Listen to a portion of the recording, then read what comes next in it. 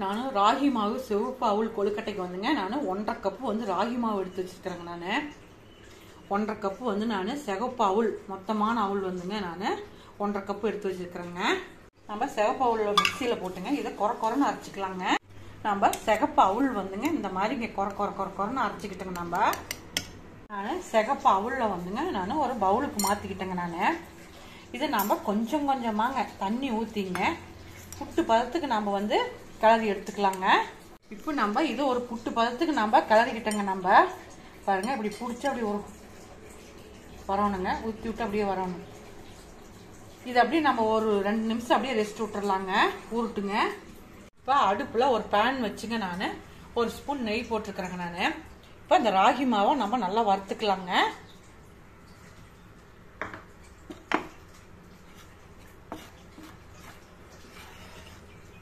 நல்லா அடுப்பு கம்மியாக வச்சுங்க வறுத்துக்கலாங்க. ராகி மாவு இந்த அளவுக்கு நல்லா நான் வறுத்துக்கிட்டேங்க. நான் இப்போ நம்ம சிவப்பு அரிசி இந்த பவுடர் பண்ணது வந்துங்க நல்லா ஊறிடுச்சுங்க. இப்போ நம்ம அந்த ராகி மாவு வறுத்து வச்சிருந்தோம் இல்லைங்க அதையும் இதில் கொட்டிக்கலாங்க. இதுக்கு ஒரு 1/4 டீஸ்பூனுக்கு பக்கமாக நான் வந்துங்க சால்ட் போட்டுக்கிறேங்க.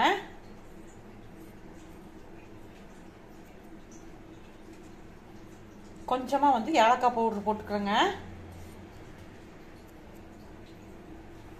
இது கூடவேங்க நான் ஒரு 1/2 கப் தேங்காய்ங்க அதையும் போட்டு நல்லா கிளறிக்கலாங்க. எந்த கப்பில் வந்து நம்ம வந்துங்க ராகி மாவு எடுத்தோமோ அதே கப்பில் நான் 1 கப்பு வந்து வெல்லைங்க, 1/4 கப்பு தண்ணிங்க. இது வெள்ளையை நல்லா கரைய வச்சுக்கலாங்க. நான் இந்த பக்கம் வெள்ளை பாவு வடிச்சு வச்சிருக்கிறேங்க. நான் இது அப்படியே நம்ம கொஞ்சம் கொஞ்சமாக ஊற்றி மிக்ஸ் பண்ணிக்கலாங்க. எடுத்தோடனே எல்லாம் ஊற்றிடாதீங்க.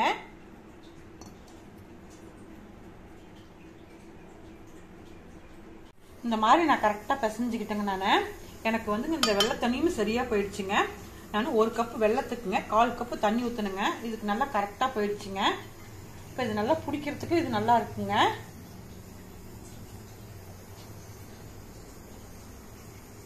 பாருங்க பிடிக்கோல் கட்டு நல்லா பிடிக்கிறதுக்கு நல்லா இருக்குங்க. இந்த மாதிரி நல்லா பிடிச்சிக்கிறேங்க. நான் இந்த மாதிரி எல்லாம் பிடிச்சிக்கிட்டேங்க எல்லா கொழுக்கட்டையுமே.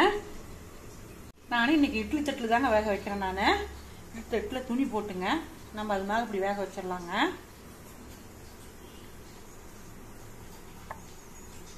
இந்த மாதிரி நான் இட்லி பானையில் வச்சுட்டேங்க. நான் அப்படியே வேகட்டுங்க. இப்போ நம்மளுடைய கொழுக்கட்டை வெந்துருச்சான்னு பார்க்கலாங்க. நல்லா வெந்துருச்சுங்க. இப்போ நம்ம இந்த கொழுக்கட்டையை டிரான்ஸ்ஃபர் பண்ணிக்கலாங்க.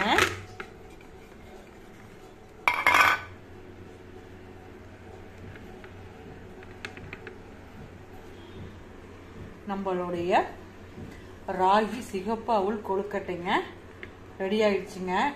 நல்லா சாஃப்டாகவும் இருக்குதுங்க. இப்போ குழந்தைங்க வந்துங்க நல்லாங்க இந்த லீவு டைமுங்க இந்த மாதிரி ஸ்நாக்ஸ் கேட்டால் ஈவினிங் இந்த மாதிரி ஹெல்த்தியாக பண்ணி கொடுங்க. லைக் பண்ணுங்கள், ஷேர் பண்ணுங்கள், மறக்காமல் சப்ஸ்கிரைப் பண்ணுங்கள். இந்த வீடியோ பார்த்ததுக்கு ரொம்ப நன்றிங்க.